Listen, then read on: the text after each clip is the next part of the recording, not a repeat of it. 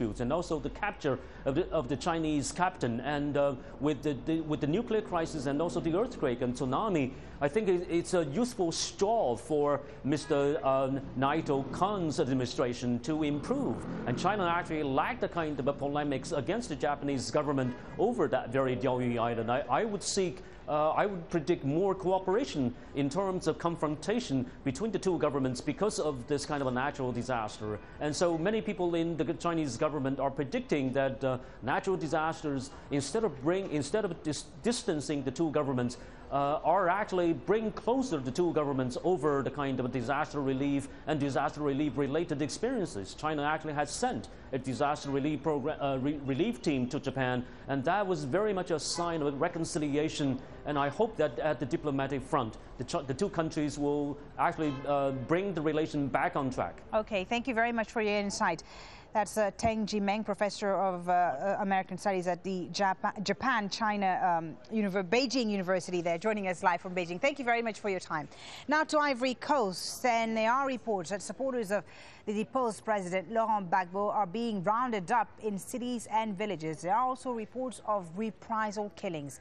Now, to ease the crisis, French and UN forces have seized ammunition abandoned by Gbagbo's troops. The country's army chief has urged opposition forces to lay down their arms and back the internationally recognized president, Alassane Ouattara. So Ivory Coast appears to be moving on now, but after months of fighting, there's still a great deal of tension. Harold Mutasa reports from the main city, Abidjan. They've been here for over a month. Close to 2,000 people crammed in a shopping mall.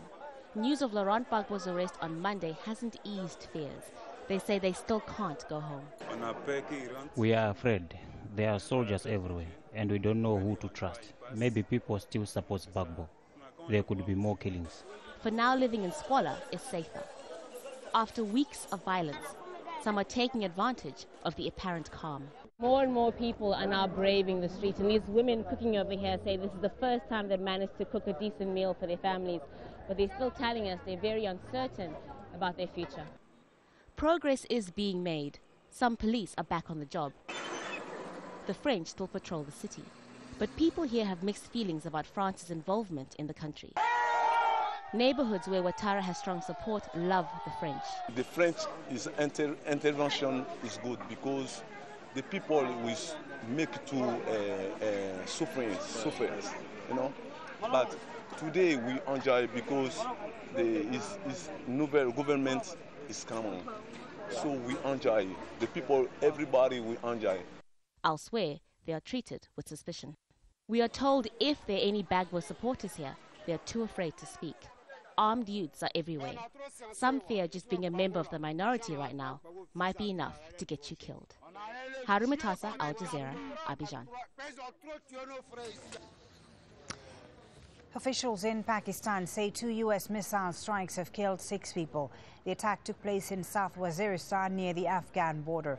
A vehicle and a motorcycle were targeted in a forest. These attacks are usually carried out by the CIA, but they're rarely acknowledged by Washington.